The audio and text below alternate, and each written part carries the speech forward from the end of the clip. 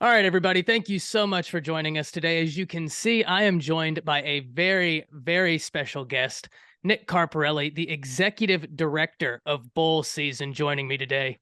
Mr. Carparelli, how are you doing this I'm afternoon? doing great today. How could I not be doing great? Yesterday was Selection Sunday. We know we're 82 teams are going to be playing in bowl games. It's a special time of year.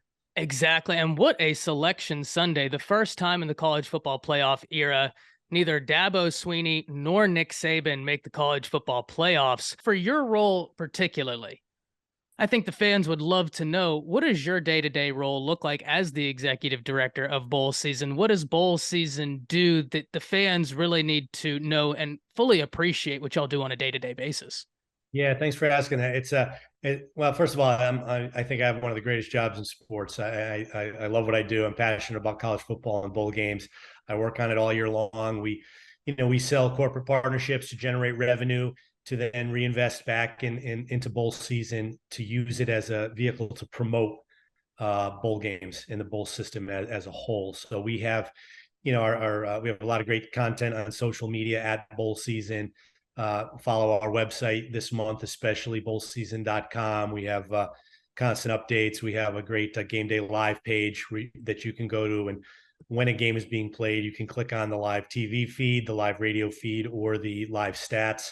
So it's a great one-stop shop for everything going on live at bowl games. And, we have a podcast, Bowl Season Stories, where we had 21 episodes last year, 20 episodes this year. We've had everybody on from Kirk Herbstreit and Tony Dorsett. And Coach Belichick was on earlier talking about his days when his dad was a coach at Navy and he would go to bowl games. We've unbelievable guests. We just had Brady Quinn was on this week. And just it's amazing to see those guys, their eyes light up when you talk about bowl games and their experiences and their memories. And it's some of the greatest memories of their life. And it's a great vehicle for us to tell all those great stories. So Bowl Season Stories podcast. Bowl games are something that are very important to me. The first college football game I ever went to was the Cotton Bowl, where Auburn took on Nebraska. My father was a massive Nebraska fan, worked on a horse ranch in Nebraska. So the pageantry, the tradition, bowl games are something I take very serious. I want you to talk to us today about the status of bowl games moving forward. What's kind of the thought process right now with so many moving parts with college football playoff expansion? Well, let's start with talking about the playoff, just as you did. I think, yeah, I agree. We had exciting news earlier in the week that the playoff will expand to 12 teams in 2 years. Not really a surprise. I think we all knew that was going to happen. And the college football playoff is great for the game of college football. I'm a football fan first and foremost, and I look forward to it. I think what people need to know, and I think most people already know this, is just as important as the playoff is the rest of bowl season. And it's actually more meaningful to a greater number of institutions and a greater number of student athletes than just the playoff is. You look at any major sport in this country, there's an expansive postseason that's inclusive of a lot of people. I think if we had a postseason in college football, call it what you want, call it bowl games, playoff, regardless, and only 12 teams could participate, then the administrators who oversee college football will have failed. So the playoff is very, very important. It's very, very exciting. But as you noted, the rest of bowl season is just as exciting, and we've got some great matchups this year that are going to prove that point. Oh, absolutely. I mean, we were going through some of them yesterday.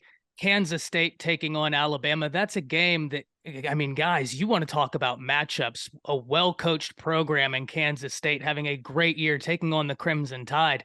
How could that not excite college football? But I do want to talk about this because I am super interested in what your thoughts as to how the bowl season is going to coincide with the 12-team playoffs. Is the format of the bowl season as we know it right now going to change? That's a good question. I'm not sure. We're at a point in time now that's exciting for a number of reasons. Exciting for me because the future of the playoff and the new structure has kind of been put to bed. It took up a lot of time on behalf of the 10 conference commissioners. I don't know how many hundreds of hours. I'm gonna ask a couple of them when I see them. What's their estimate? But now it's time to shift their focus to the rest of the postseason and for us as a bowl season organization to work together with the 10 conference commissioners to say, okay, now what do you want the rest of bowl season to look like? We're in a period of time where so much is changing in intercollegiate athletics. The bowl season is prepared to evolve in the same way as everything else. So when do we want bowl season to start? When do we want it to end? How many games do we want there to be? How do we want it to be scheduled in and around the playoff? In some ways, bowl season is even more valuable to the playoff because it provides promotional programming leading into those games. You can't have a postseason where imagine in March we had the last regular season basketball games, the conference tournaments, and then we just waited a few weeks for the Final Four, right? Or even if it's the Final 12 in this case, what does it matter? You need lead-in programming to promote that. I don't know what the future holds in terms of the television rights holders for the playoff, but all indications are pointing towards the potential of a 2-network model now that there's greater inventory and greater ability to promote the sport. You have different conferences that have closer relationships with different networks. So if we see a 2-network model for the playoff, you're going to see the value of those other bowl games potentially being on different networks to be used as lead-in programming to promote that pinnacle event. Absolutely. And, we talk about the TV network deals, and this is something that I'm very fascinated with right now. And I want you to kind of go into a little bit more detail about how you foresee that affecting the bowl season and how this could be a very positive as we transition from the older structure of the TV deals to what we're seeing now. Yeah, well, like I said, the bowl, the bowl system, I mean, for 100 years has served the game of college football. I think it's been very underrated, almost taken for granted as a promotional vehicle for the sport. You think about it. What if bowl games didn't exist? And Ty, I told you, I got this great idea. The end of the regular season, if you have a winning, if you're 500 or better, you earn the right to play an additional game. It's going to be against an opponent you wouldn't normally schedule. It's going to be in a location you wouldn't normally play, and it's going to be a great reward and a vacation of sorts for all the student athletes on the team. And it's going to expose the game of college football at a level in 42 communities across the country that wouldn't normally see it. Right? What would you think of that? And I think most people would say, "Oh my, what a great I'd be idea!" How would jumping you for joy. execute it though? You know, Yeah. but bowl games have been doing that for a long time, and I think that's an overlooked part of the sport or of bowl games. The other thing too, when if you're a fan of college sports in general, student athlete experience is still very important. And you look at every other sport, they get to go on foreign tours in the summer. We just finished the early season basketball events where student athletes were going to Hawaii and Bahamas and Las Vegas, just really great life experiences. The game of college football isn't geared towards those activities until you get to bowl season. Bowl season is that experience for those student athletes. We can't lose sight of that. Absolutely. And college football, at the base, it is a beautiful game, but we cannot lose sight that the student athletes, they are the vehicle that drives this. And I love that point. And piggybacking off of it, something that I see a lot is people talking about, well, who's going to play in the bowl games? Would players opt out? And my thought process has always been this: whether they opt out or not really is a non-factor, because so many guys see bowl games as an opportunity to add on to their resumes for the draft that's upcoming. And what a better opportunity to do that in a big game against an opponent you wouldn't have seen. I think that the bowl games are so powerful, and I love what you talked about if you were to come to if you were to come to a table right now with this idea about the bowl games, everybody at the table would think it was sensational. I always loved college football, but I can't tell you what being at that Cotton Bowl, even though we froze up there sitting watching Nebraska take on Auburn, I can't tell you what that did for my love of the game, the pageantry, the tradition. And I want to talk about this right here, and that is the tradition. Because college football is such a tradition-rich sport, and bowl games are such an instrumental part of that. How are bowl games going to continue shaping the future of the traditions that will be implemented in college football? Well, it's interesting. They, bowl games in and of themselves are, a great tradition. Almost as great a tradition as the holidays themselves. Yes. It's one of those unique time of year where, I mean, think about it. How many people turn on their TV on a Wednesday between Christmas and New Year, saying, "Hey, let me watch a bowl game." They may not even know what bowl game is going to be on or who's going to be in it. They know they're going to find one. And that's great for the game, and it's great for the sport fan. I think bowl games are starting to serve a number of purposes. They've always had these unique matchups. We talked about it earlier. Teams that don't play each other very often, and we're going to see that again a little bit this year. You're going to see Texas, Washington, Florida State, Oklahoma, Oregon, North Carolina. The really matchups I'm looking forward to. But then you always have mixed in some old rivalries that maybe went by the wayside. You have a Maryland, North Carolina State, two old ACC rivals that are in different conferences now playing in the Duke's Mayo Bowl. You have of course, you have the Keg and Nails, the Louisville, Cincinnati, that's going to take place in the Fenway Bowl. That game getting off the ground finally. It's their third try at it, and COVID kind of wreaked havoc on their first two attempts at an inaugural bowl game. So, I'm with you. History, tradition, such a big driver of college football. Unfortunately, the conference realignment, and I think maybe that history and tradition, and maybe took the biggest blow from all these changes we've seen. So bowl games are, they're creating unique matchups, but they're also finding a way to bring together some old rivals. I love that point so much, especially how you tied in the conference realignment, because one of the teams I've focused on very heavily over the past year is the Oklahoma Sooners, and how their move from the Big 12 to the SEC. While I think if you are a Sooners fan, if you are a member of the Sooners administration, you're very excited about the prospect of joining the SEC. I look at that game against Oklahoma State, and I always get in a little bit of trouble from Sooner fans when I call it a rivalry, because they correctly point me to the win-loss of that rivalry and say, hey, we've dominated this. But I always retort and say, but there's something greater on the line than a simple win or a loss. There's bragging rights in your state. The reason I bring this up is I love the points you made about how even though the tradition of that game might be put on hold for the foreseeable future, we could get that in a bowl matchup, maintaining these traditions in college football should both teams have a good season. And I think that's a very powerful thing. What are you most excited about as all of this is kind of happening? What are you most excited to see come to fruition? Well, in the short term, I'm excited to see a full bowl season this year. Yeah. 2 years ago, only 26 games were played, and last year there were 3 games that were canceled last minute because of the COVID spike we saw in that first 2 weeks of December. So I'm excited to see the full slate of games played. I'm excited to see how many people watch them. I mentioned earlier, you take the same matchup in the regular season, and instead of playing it in September, October, you put it into December, you call it a bowl game. It gets, reliably 2 to 3 times the viewership. And we all know the television viewership of college football this season was off the charts. So I'm kind of excited to see how many people watch these bowl games. And I know it's going to be further validation of how meaningful they are to so many people. But I'm also excited, as I alluded to earlier, the future. Now that the next evolution of the playoff is set, working with the 10 conference commissioners to say, okay, now how do we want bowl season to look? We are here to serve and promote the game of college football. You guys, run your conferences, you supply the teams. And I think, one thing everybody needs to remember is, I don't care what conference it is, that their commissioner works for their entire membership.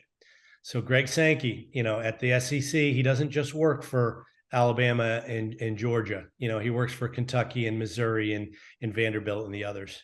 The commissioner of the Big Ten does not just work for Michigan and Ohio State. He works for Rutgers and Maryland and Indiana and Minnesota. So, people, when they ask, is the future of bowl season still strong? I think that's another point that people need to remember. It's very strong, because the people who play college football need those opportunities and are going to make sure that their commissioners maintain them. Absolutely. And whenever I hear people ask, will bowl season still remain strong? I've typically answered that question by asking the question, well, what happened to the bowl games once we moved to a 4-team college football playoff format? A lot of talk back then was that, hey, what's going to happen with the bowl games? I think they're as strong as they've ever been. And I think that same line of logic could apply to an expanded playoffs. We've already seen with the implementation of playoffs, bowl games still be super successful, still be such a big part of college football. I don't know why that's going to change with an expanded playoff. I love your point. I think they could coexist beautifully and play off of each other. One thing we don't talk about a lot whenever we're talking about this is the business side of these moves. But how is this going to affect sponsorships for bowl season? Well, I think that remains to be seen. I think to that point, we're looking forward to having those conversations with the commissioners. They're going to potentially move the beginning of the season, move the end of the season, conference championship dates. When does the playoff start? And then how does bowl season fit in around it? Needs to be talked about. I think bowl games are developing a reputation of being a great value for emerging brands. I think most bowl games are willing to take a little bit of more of a chance to be a little bit more creative in finding ways to showcase these brands. What else can we find to dump on the head of the winning coach at the end of the game? And it's kind of becoming a little bit of a tradition in bowl games that if you're a corporate partner and you invest in bowl games, they're going to really go out of their way to maximize that partnership and help your brand grow as much as possible. Yeah, and I asked that question because we saw with the Cheez-It Bowl, the news that came out about the Cheez-It Suites with NIL existing now, and I thought that was such a cool thing, and it really got me thinking about the possibilities moving forward that could be carved with something like this, and I think that's something with the players, with even the fans. I mean, people were talking about it on Twitter all day long. I think that's awesome. I think opportunities will present itself such as that. Now, kind of as we're winding down here, whenever you look at this holistically, what is the biggest challenge in front of you right now? I am so bullish on bowl season and everything it has offered the game of college football for 100 years and will continue to offer. College football needs bowl games. The biggest challenge really is just a perception issue. A lot of media like to for some reason like to don't like bowl games as much as fans do and we do. And I don't know if it's so much they don't like them as they just it's an easy target for them. I think we all need to understand that it's okay for a bowl game to not factor into the national championship equation. It can still be meaningful. We see emerging programs that get to the bowl game for a first time or the first time in a long time, and then each year get to a different level of bowl game, and it helps grow their program. We see bowl games serving as a reward for a successful season, and you see teams winning their last game to get bowl eligible, and you'd have thought they won the national championship. You're also seeing teams using bowl games as a springboard for the following season. South Carolina is kind of an ongoing example of that for me. They won their last game last year. They went 6-6 to go to the Duke's Mayo Bowl. They upset North Carolina to go 7-6. That launched them into this year where they finished 8-4, beating two top 10 teams at the end of the year. So now they're getting to play Notre Dame in the Gator Bowl. They're growing their program through the bowl system. And again, if there were no bowl games, what would the majority of college football programs be doing today? Exactly. Exactly. They'd be getting ready to go home, and it would not be an appropriate ending to a season for most schools. And I have a background in debate. So anytime I've heard this argument, and you are correct, in a lot of media spheres, I have heard it, that the bowl games have seemed to be an easy target. And for the same point I brought up earlier, I've never understood it because the bowl games have coexisted with the college football playoff beautifully. It hasn't hindered the bowl games whatsoever. So why it would this time, whenever we're having more people watching the games, social media is getting college football. I just never saw where it added up. I think, in my opinion, that whole notion comes from almost the new age of media that we're in, where we need something inflammatory to start the conversation, and the bowl games are where they start. But I just don't think it holds weight. And for all of the reasons you said, you have all of these teams going, new experiences for the players with NIL, new opportunities such as the Cheez-It Bowl. And that's going to be something that the fans love. So I think the bowl games might be in a stronger position than they've been in a long time because of the status of college football right now with NIL. Now, has that been something that y'all have talked about, is the possibilities of what could be done with NIL after seeing something like the Cheez-It Bowl do the Cheez-It Suites? Is that something that's been a thought as implementing things like that? Absolutely. That's an I ongoing love it. conversation. I think we're still kind of waiting for NIL to evolve a little bit more and take some direction from the conferences. We certainly don't want to do anything that the conferences and their commissioners aren't ready for, but we think we could be a real asset to them in the world of NIL. I think they're under a lot of pressure to find ways to put more money in the pockets of the student athletes, but they can't pay them directly, right? But we've already started seeing, I mentioned those early season basketball events. Guys are going to the Bahamas, playing in that event, and making some cash while they're there. I think on a much bigger scale, bowl games could follow a similar model. So it'll be exciting to see how we evolve in that area. Yeah, I can't wait to see this. I'm just super interested in the evolution of college football, both in terms of what it will look like for the game and in terms of business. You've talked a lot about talking to each of the conferences and seeing what they would allow. Talk to us about that because I think a lot of people kind of wonder what the relationship with these conference commissioners and someone such as yourself is. What do those conversations look like? Well, they're ongoing conversations. You know, we have a number of touch points with the various conference commissioners as well as the athletic directors and head coaches throughout the year.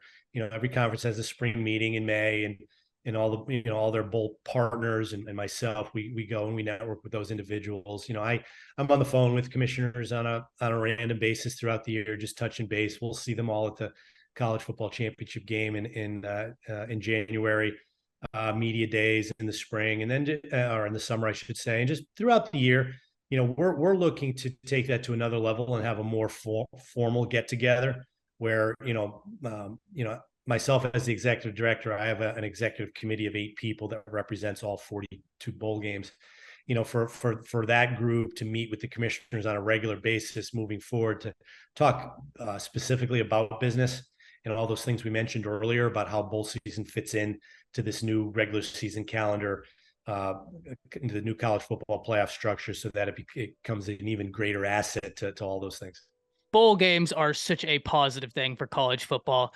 Mr. Carparelli, thank you so much for joining me today. I hope to get an opportunity to talk to you again as more details have been ironed out. I'd love to have you back on the channel so that you can keep us updated with all the happenings of what's going to happen with the format of bowl games. Love to have you back. I'd love to, Ty. Thank you for having me on.